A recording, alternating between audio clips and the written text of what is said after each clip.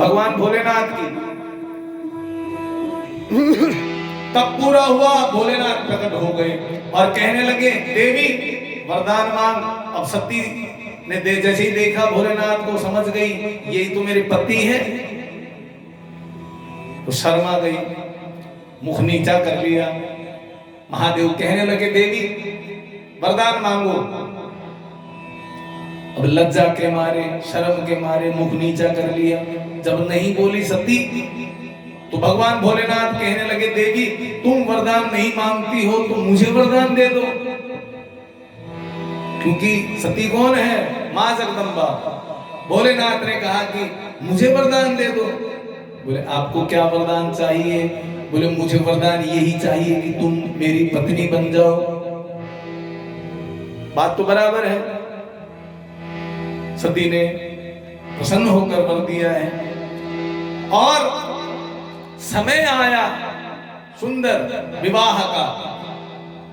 कुमकुम पत्रिका बटी,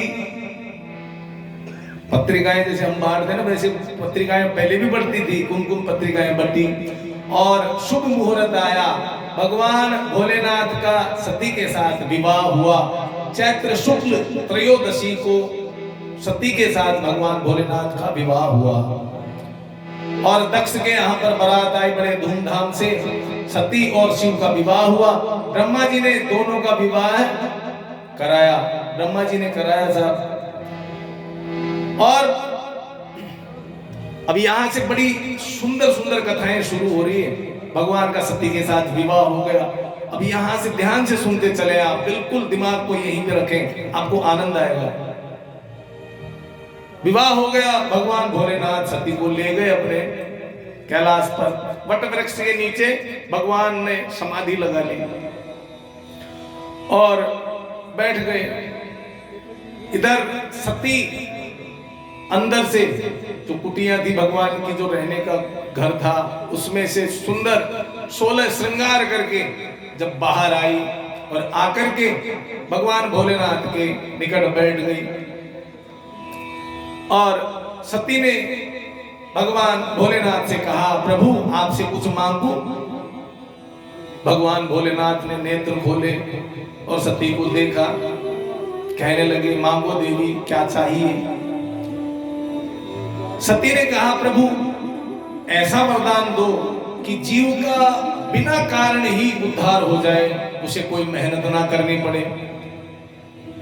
भगवान भोलेनाथ ने सुना तो प्रसन्न हुए, गदगद हो गए। सती तुमने ये तुम्हारे लिए थोड़ी मांगा है ये वरदान, ये तो अखिल विश्व के लिए, पूरी सृष्टि के लिए तुमने ये वरदान मांगा है। जैसे महाराज परीक्षित ने सुखदेव जी महाराज से प्रश्न किया था, जब कथा सुनाने के लिए आए थे सुखदेव जी महाराज परीक्षित महाराज को, तो पहला प्रश्न बैठते ही पहला प्रश्न परीक्षित ने किया था सुखदेव जी से कि महाराज बताइए म्रियमाणस्य सर्वथा, जिसकी मृत्यु निकट हो उसे क्या करना चाहिए। अब बताओ मृत्यु निकट क्या महाराज परीक्षित की ही थी? मौत का किसको भरोसा है? अभी अगले पल हम जिंदा रहेंगे नहीं रहेंगे। मौत तो सबको आनी है और उसकी तिथि किसी के पास नहीं है। अभी किसी से पूछे, एक तो जो बुढ़ापा होता है उसकी कोई तिथि नहीं होती। बुढ़ापा कब आया कोई बता नहीं सकता। जन्म कब हुआ बोले फला तारीख को, शादी कब हुई बोले फला तारीख को, बेटा बेटी कब हुए बोले फला तारीख को, ये सब याद है। किसी से पूछा जाए बोले बुढ़ापा कब आया, ये कोई नहीं बता सकता, क्योंकि बुढ़ापा तो असमय आता है और बगैर बताए आता है। इसीलिए मौत भी वही है, मौत भी बगैर बुलाए आती है। तो महाराज परीक्षित ने वो प्रश्न अपने लिए न करके अखिल सृष्टि के लिए प्रश्न किया था। वैसे ही आज सती ने भगवान भोलेनाथ से प्रश्न किया। भगवान भोलेनाथ ने कहा सती ये प्रश्न तुम्हारा ही नहीं है, ये तो पूरे संसार का है, पूरी सृष्टि का है। कि जिस सब चाहते हैं कि मेहनत ना हो और भगवान की भक्ति करने को मिल जाए, और मेहनत ना हो भगवान हमको दर्शन दे दे, सब चाहते हैं। तो भगवान भोलेनाथ कहने लगे, शिव कहने लगे, देवी ऐसा मार्ग तो केवल केवल केवल एक ही है। कौन सा? भक्ति का मार्ग है। शिव कहते हैं, भक्तादीन सदारंभै तद्भाषा ग्रहेष्वपि नीचानां जातिहीनानां यामि देवी न संशयः। देवी, मैं 3 दिन से बता रहा हूं आपको, आज फिर वही बात बता रहा हूं। पहले दिन भी बताया था कि भक्ति भगवान सहज नहीं देते हैं, भक्तों को भक्ति सहज में नहीं देते हैं। आज भोलेनाथ सती से कह रहे हैं कि देवी, मुझे पाने का एक ही रास्ता है, भक्ति। और भक्ति में भक्ताधीन सदा हरंबई, भक्ति में मैं भक्तों के अधीन हो जाता हूं। और अधीन होने के बाद में मैं ये नहीं देखता कि वो जाति में नीचा है, कुलहीन है, वो शूद्र है या फिर कुछ भी हो, मैं उसके घर चल जाता हूं, क्योंकि मैं अधीन हो जाता हूं भक्ति में।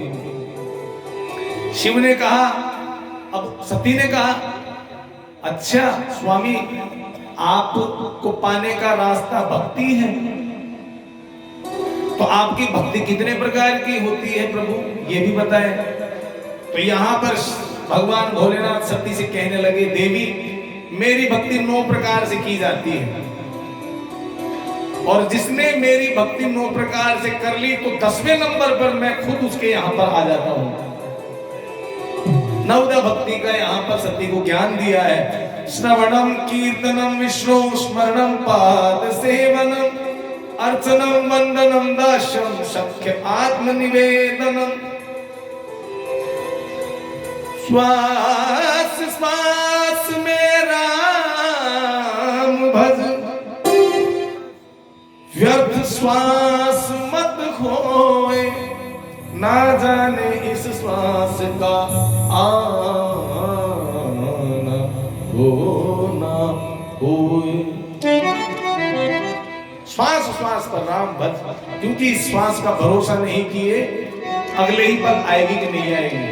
भगवान कहने लगे, मेरी भक्ति 9 प्रकार की है। श्रवणम, मेरी कथाओं को सुनो, उन कथाओं को सुनकर मेरे नाम का कीर्तन करो। श्रवणम कीर्तनम विष्णु स्मरणम, और मेरा स्मरण करो, मेरे चरणों की सेवा करो, मेरे भक्तों की चरणों की सेवा करो, साधु संतों के चरणों की सेवा करो। और अर्चन, मेरा अर्चन करो, मेरी वंदना करो, और अपने मन में दास का भाव अपना लो मेरे प्रति, कि मैं भगवान का दास हूं। सख्य, मुझे सखा बनाओ, अपने मन में ये भाव लाओ कि भगवान मेरे मित्र है। और आखिरी भक्ति होगी आत्मनिवेदन, मतलब मेरे आगे आत्मनिवेदित हो जाओ। अगर ऐसा जिसने भी किया 9 प्रकार की भक्ति में आत्मनिवेदन 9वीं भक्ति है, तो 10वें नंबर पर फिर मैं खुद उसके जीवन में आ जाता हूं।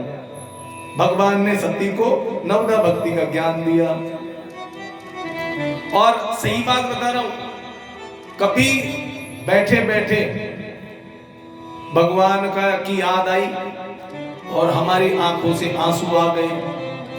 कथा सुन रहे थे, कथा सुनते सुनते कोई प्रसंग मार्मिक ऐसा लगा कि कथा सुनते सुनते हमारी आंखों से आंसू छलक आए। कोई भजन ऐसा था कि उसकी पंक्ति इतनी मार्मिक थी कि गाते गाते आंखों से अश्रु बहने लगे, आंसू आ गए। तो ये समझना कि आपने भगवान को याद नहीं किया, अपितु भगवान ने आपको याद किया है। ये सही बात बता रहा हूं।